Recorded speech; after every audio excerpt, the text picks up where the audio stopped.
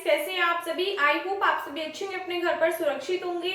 मैं ज्योति आप सभी का स्वागत करती हूं आपके अपने यूट्यूब चैनल जनवानी क्लासेस में, जहां पर हम पढ़ते हैं ग्रेजुएशन के लिए physics, chemistry and maths. And आज के इस क्लास में हम पढ़ेंगे बीएससी फोर्थ सेमेस्टर की फिजिक्स की सेकंड बुक, जो कि है आपकी बेसिक इलेक्ट्रॉनिक्स। एंड इसमें हमारी यूनिट फर्स्ट चल रही थी, जो कि आपकी वैसे अगर बात करें यूनिट 5 है, जो कि है ट्रांजिस्टर बायसिंग, क्योंकि आपको पता है 4 यूनिट आपकी फर्स्ट बुक में थी और 4 यूनिट ही आपकी सेकंड बुक में है। तो वैसे देखा जाए तो 5th यूनिट है, और अगर इस बुक के अकॉर्डिंग देखा जाए तो इस बुक की फर्स्ट यूनिट है ट्रांजिस्टर बायसिंग। स्टार्टिंग हम कल कर चुके थे। कल मैंने आपको बता दिया था ट्रांजिस्टर क्या होता है, ट्रांजिस्टर बायसिंग क्या होती है, ट्रांजिस्टर बायसिंग की नीड कहाँ कहाँ पे होती है, स्टेबलाइजेशन क्या होता है। आज हम पढ़ेंगे स्टेबिलिटी फैक्टर के बारे में। तो देखो बच्चा, इसमें हम जो भी पढ़ेंगे वो मैंने लिख दिया सामने, क्योंकि समझाने वाली बात है। वैसे नॉर्मल लैंग्वेज में आपको समझ में नहीं आएगा, तो साथ के साथ आपको डिफाइन करती हुई चलूंगी। तो बात है स्टेबिलिटी फैक्टर क्या होता है। स्टेबिलिटी फैक्टर ये एक मतलब कोई ऐसे एक्सप्रेशन वाली बात नहीं जो मैं आपको बता दूं, ये डायरेक्टली एक टर्म है जो कि आपको याद रखनी पड़ेगी कि अगर आप देखो कलेक्टर करंट का और रिवर्स सैचुरेशन करंट का जो रेशियो होता है वो ही क्या होता है, स्टेबिलिटी फैक्टर होता है। अगर आप नॉर्मल लैंग्वेज में सिर्फ याद रखने की बात करो, क्या होता है कलेक्टर करंट और रिवर्स सैचुरेशन करंट का रेशियो क्या होता है, स्टेबिलिटी फैक्टर। वही चीज यहाँ पे लिखी हुई है, क्या है, the stability factor S. Stability factor को आप किससे रिप्रेजेंट करते हो, कैपिटल एस से। Is defined as the rate of change of collector current IC. Collector current देखो मैंने आपको कल भी बताया था, करंट को हम किससे रिप्रेजेंट करते हैं, आई से, और कलेक्टर करंट है तो सफिक्स में क्या लिख दोगे आप, सी। तो ये क्या है, कलेक्टर करंट। सो द क्या लिखोगे आप कि जो स्टेबिलिटी फैक्टर ऐसे उसको कैसे डिफाइन कर सकते हैं, rate of change. Rate of change का मतलब क्या है कि दर में जो परिवर्तन होता है किसकी, कलेक्टर करंट की, with respect to the reverse saturation current. Reverse saturation current, current है तो आई, और रिवर्स सैचुरेशन के लिए किसका यूज करोगे आप, सीओ का यूज करोगे। तो आई सीओ क्या होती है आपकी, रिवर्स सैचुरेशन करंट। तो इसका कलेक्टर करंट के साथ में जो रेशियो होगा, keeping beta and VBE constant. अगर आप बीटा और वीबीई का मतलब क्या है, बीटा कांस्टेंट है और वी क्या है यहाँ पे आपकी वोल्टेज है, वो भी बेसिमीटर पे, ठीक है। तो ये अगर आप कांस्टेंट लेते हो तो उस कंडीशन में एस के स्टेबिलिटी फैक्टर ये किसके इक्वल होगा, del IC upon del ICO. या तो आप इसको इस फॉर्म में लिख दो या इस फॉर्म में लिख दो, एक ही बात है। मतलब क्या है कि ये आपके माइंड में बैठ जाना चाहिए। क्वेश्चन बहुत ही ज्यादा इंपॉर्टेंट है, न्यूमेरिकल्स में भी आपका यूज होता है। स्टेबिलिटी फैक्टर फाइंड आउट करने के लिए आपसे बोलेगा तो आपको फॉर्मूला याद रखना है। क्या याद रखोगे, कलेक्टर करंट का रिवर्स सैचुरेशन करंट के साथ में जो रेशियो होगा वो क्या कहलाएगा, आपका स्टेबिलिटी फैक्टर कहलाएगा, ठीक है। याद रहेगी डेफिनेशन। सो ये आ गई आपके पास में equation first. This expression shows that, ये जो एक्सप्रेशन है क्या चीज दर्शाता है कि smaller is the value of S, higher is the stability. यानी कि एस की वैल्यू जितनी कम होगी उतनी ही स्टेबिलिटी क्या होगी, ज्यादा होगी। So the stability factor S should be kept as small as possible। तो इसलिए जो S है वो क्या होना चाहिए, जितना हो सके, जितना संभव हो सके उतना छोटा होना चाहिए। यानी कि ये जो हमारे पास में एक्सप्रेशन आया ये क्या चीज दर्शाता है कि S की वैल्यू जितनी छोटी होगी स्टेबिलिटी क्या होगी, उतनी ही हाई होगी। तो हमें क्या चाहिए, किसी भी सिस्टम की स्टेबिलिटी हम क्या चाहते हैं कि वो हाई हो। तो स्टेबल अगर फंक्शन होगा तो उसके लिए हमें क्या चाहिए कि हम जो भी स्टेबिलिटी फैक्टर हो उसकी वैल्यू क्या रखें, जितनी भी हो सके संभव उतनी पॉसिबल से पॉसिबल छोटी वैल्यू ले, किसकी, स्टेबिलिटी फैक्टर की, किसकी सॉरी हाँ स्टेबिलिटी फैक्टर की, क्योंकि इसकी वैल्यू जितनी छोटी होगी उतनी स्टेबिलिटी क्या होगी, ज्यादा होगी, ठीक है। उसके बाद में आपको एक ये जो इक्वेशन है ये याद रखनी है, इसका यूज भी आपका कई सारे जो आगे आपको डेरिवेशंस कराऊंगी, कल से डेरिवेशन स्टार्ट होंगे, उनमें भी यूज होगा, और जो न्यूमेरिकल्स है उनमें भी यूज होगा। क्या, कलेक्टर करंट किसके इक्वल होती है, बीटा आईबी। आईबी क्या है, यहाँ पे बेस करंट है, प्लस आईसीयू, आईसीयू क्या है, reverse saturation current into beta plus 1। तो ये आपको इक्वेशन याद रखनी है कलेक्टर करंट के लिए। इस पे न्यूमेरिकल भी आएंगे और डेरिवेशंस में भी इसका यूज होगा, ठीक है। So if we assume beta and VBE to be constant while they vary with temperature, अगर हम ये मान लें कि बीटा और VBE क्या है, कांस्टेंट है, जब ये टेम्परेचर के साथ में वैरी करते हैं, तो hence we define two other stability constant। तो उस कंडीशन में हम दो अलग स्टेबिलिटी कांस्टेंट को डिफाइन कर सकते हैं। कौन कौन से? एक तो होता है स्टेबिलिटी फैक्टर जिसको हम रिप्रेजेंट करते हैं एस बीटा से। ये किसके इक्वल आएगा? Del IC upon del beta. इसको आप इस फॉर्म में भी रिप्रेजेंट कर सकते हो, ठीक है। अगर एस है, स्टेबिलिटी फैक्टर सिर्फ एस की बात ले लो तो उसका कलेक्टर करंट से रिवर्स सैचुरेशन करंट के साथ में रेशियो लोगे। और अगर बीटा आ रही यानी कि बीटा और वी बी क्या है? कांस्टेंट, तो उस कंडीशन में कलेक्टर करंट तो आपके ऊपर रहेगी, डिवाइड में क्या आ जाएगा? डेल बीटा आ जाएगा। इसके लिए डिवाइड में क्या आ जाएगा? डेल वी बी आ जाएगा, ठीक है। तो ये थोड़ी सी बातें जो कि ये वाली जो इक्वेशंस है ये आपको अच्छे से याद रखनी है माइंड में, ऑब्जेक्टिव वालों को भी, ठीक है। नोट कर लो इसको। सो नेक्स्ट देखिएगा, इसमें है expression for stability factor S. Stability factor S के लिए एक्सप्रेशन क्या है? जिनके ऑब्जेक्टिव एग्जाम होने हैं वो ओनली डायरेक्ट इसका स्टेटमेंट याद रखेंगे कि स्टेबिलिटी फैक्टर एस किसके इक्वल होता है। जिनके सब्जेक्टिव होने हैं उनको ये ड्राइव करना आना चाहिए। क्वेश्चन आपसे आएगा drive an expression for stability factor S, तो आपको ये कंप्लीट करके दिखाना पड़ेगा, ठीक है। ज्यादा कुछ लिखने की इसमें जरूरत नहीं है, डायरेक्टली आप शो करके दिखाइएगा। वी नो दैट, अभी आपको इक्वेशन लिखाई थी कलेक्टर करंट की, किसकी इक्वल होती है? बीटा इंटू आई बी यानी कि base current plus ICU reverse saturation current into 1 plus के बीटा। इस इक्वेशन को क्या कर दोगे आप? डिफरेंशिएट कर दोगे किसके रिस्पेक्ट में? आई सी के रिस्पेक्ट में। और बीटा क्या ले लोगे आप? एज अ कांस्टेंट की तरह ट्रीट करोगे। तो क्या लिखोगे? On differentiate with respect to I C and considering beta to be constant. तो जब आप आईसी के रिस्पेक्ट में देखो, आईसी का यानी कि कलेक्टर करंट का कलेक्टर करंट के रिस्पेक्ट में डिफरेंशिएशन करोगे तो वैल्यू क्या आ जाएगी? 1 आ जाएगी।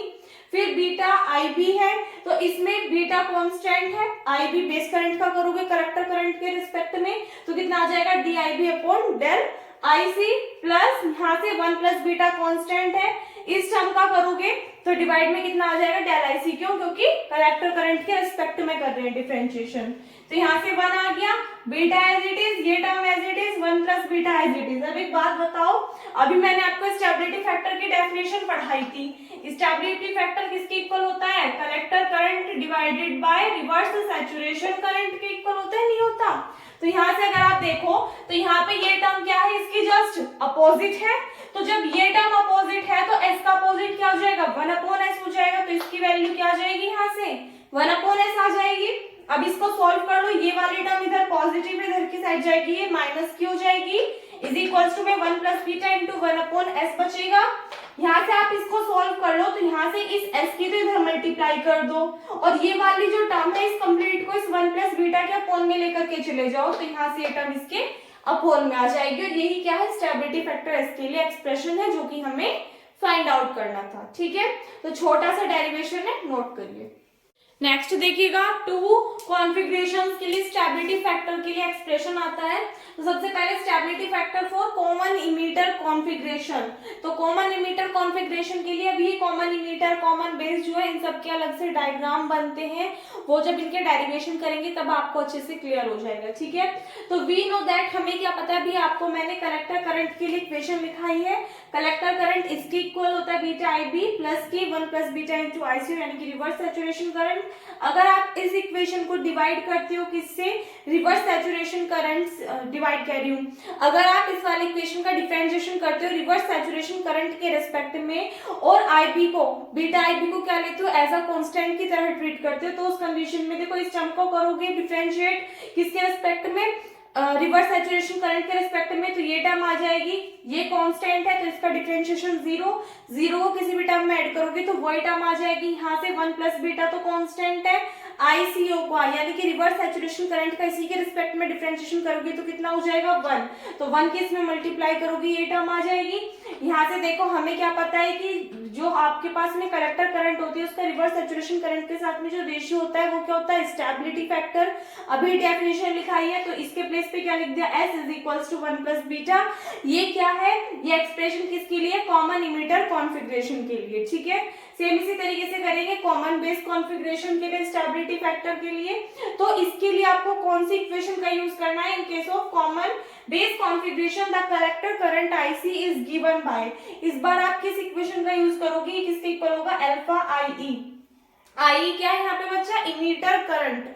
आई ई, देखो सी है तो कलेक्टर करंट ई है तो इमीटर करंट बी है तो बेस करंट सीओ है तो क्या हो जाएगी, रिवर्स सैचुरेशन करंट। आपको इन सबके नाम याद रखने हैं, चाहे तो साइड में नोट करके लिख लेना। क्या नोट लिखोगे, इन सबका बार बार यूज होगा तो आपको टर्म्स पता होनी चाहिए कि ये टर्म है क्या क्या जो आप बोल रहे हो। तो अगर आई सी है तो इसका मतलब ये कौन सी है बच्चा, कलेक्टर करंट। कौन सी होगी, कलेक्टर करंट। अगर आई बी है तो ये क्या हो जाएगी, बेस करंट। इन सबके नाम आपको याद होने चाहिए। आई ई है तो ये क्या हो जाएगी, इमीटर करंट, इमीटर करंट। उसके बाद में अगर ICO है तो ये क्या हो जाएगी, रिवर्स सैचुरेशन करंट। ठीक है, इन सब के नाम आपको याद होने चाहिए। बाकी कॉमन इमीटर, बेस और कलेक्टर होते क्या है ये आपको कल के लेक्चर में डिफाइन कर दूंगी, उसके बाद ही डेरिवेशन से स्टार्ट करेंगे। तो इस इक्वेशन को क्या कर दो आप, डिफरेंशिएट कर दो किसके रिस्पेक्ट में, रिवर्स सैचुरेशन करंट के रिस्पेक्ट में। तो यहाँ से ये टर्म आ जाएगी, इमीटर वाली टर्म क्या हो जाएगी, 0 आ जाएगी, और इसका करोगे तो यहाँ पे डिफरेंशिएशन कितना हो जाएगा, 1 हो जाएगा। उसके बाद में हमें पता है ये टर्म आपकी एज इट इज 0 में 1 ऐड करोगे 1, तो ये टर्म हमारी क्या होती है, स्टेबिलिटी फैक्टर होती है, तो इसकी वैल्यू क्या आ गई, 1 आ गई। तो इसका मतलब क्या है बच्चा, स्टेबिलिटी फैक्टर की वैल्यू अपने आप में 1 आना क्या है कि ये जो कॉन्फ़िगरेशन है ये क्या होगा, सबसे ज्यादा स्टेबल होगा, हाईली स्टेबल होगा। तो लास्ट में लाइन लिखोगे, दिस शोज दैट, ये क्या दर्शाता है कि common base configuration is highly stable.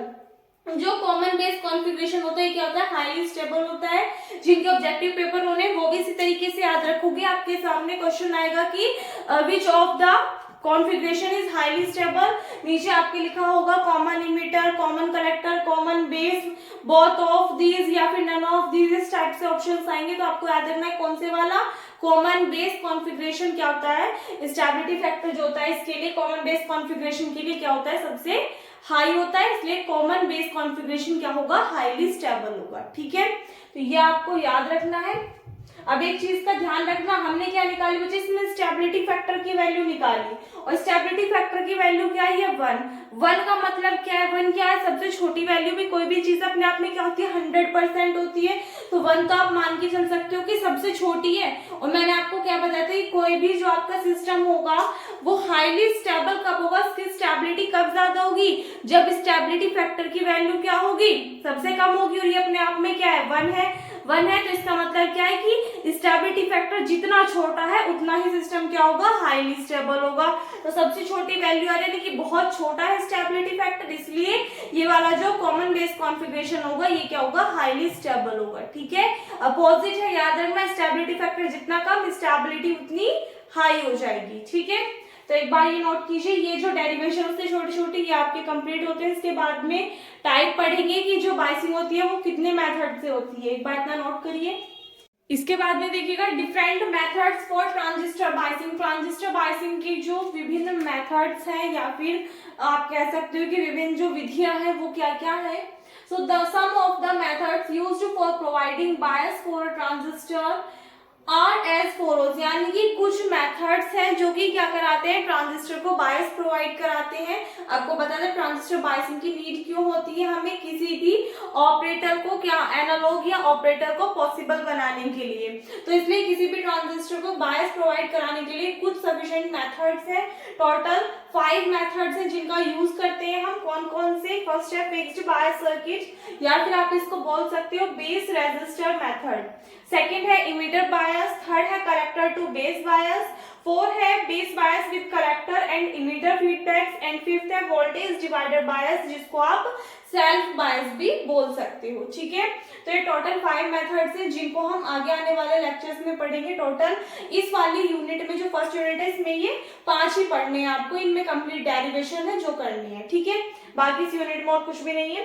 So the value of collector load is selected in such a way that, यानी कि कलेक्टर लोड की जो वैल्यू है वो आपको किस वे में सिलेक्ट करनी है, that the voltage between collector and emitter, यानी कि कलेक्टर और इमीटर के बीच में जो वोल्टेज है शुड नॉट फॉल, वो किससे नीचे नहीं गिरनी चाहिए, should not below 0.5 volt for germanium transistor, यानी कि जर्मेनियम ट्रांजिस्टर के लिए जो कलेक्टर और इमीटर के बीच में वोल्टेज है वो 0.5 वोल्ट से नीचे नहीं जानी चाहिए, और 0.7 वोल्ट फॉर सिलिकॉन ट्रांजिस्टर, और सिलिकॉन ट्रांजिस्टर में 0.7 वोल्ट से नीचे नहीं जानी चाहिए। क्या आपको याद रखना है कि जर्मेनियम ट्रांजिस्टर में 0.5 वोल्ट और सिलिकॉन ट्रांजिस्टर के लिए 0.7 वोल्ट से कलेक्टर और इमीटर जो भी आपके क्या है कलेक्टर और इमीटर के बीच में जो वोल्टेज है वो इनसे नीचे नहीं जानी चाहिए। ठीक है, ऑब्जेक्टिव वालों को भी मेनली ये याद रखना, ऑब्जेक्टिव क्वेश्चन में आपसे इसी टाइप से क्वेश्चन पूछा जाएगा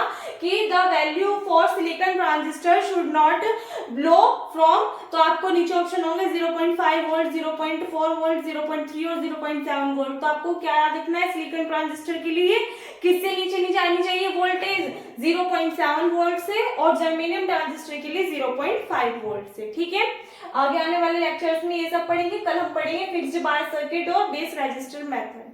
सो आई होप आपको जितना आज कराया है वो अच्छे से क्लियर हो गया होगा। वीडियो अच्छी लगी हो तो वीडियो को लाइक कर देना। अगर आपको हिंदी और इंग्लिश में या फिर दोनों लैंग्वेज में नोट्स चाहिए तो नोट्स आपको मिल जाएंगे बच्चा। कॉस्ट होगी 98 रुपीज कंप्लीट कोर्स की, और इस नंबर पे आपको व्हाट्सएप मैसेज करना है 9389897616। कॉल किसी को भी नहीं करनी, ओनली आपको व्हाट्सएप मैसेज करना है अपना नेम, सेमेस्टर और सब्जेक्ट।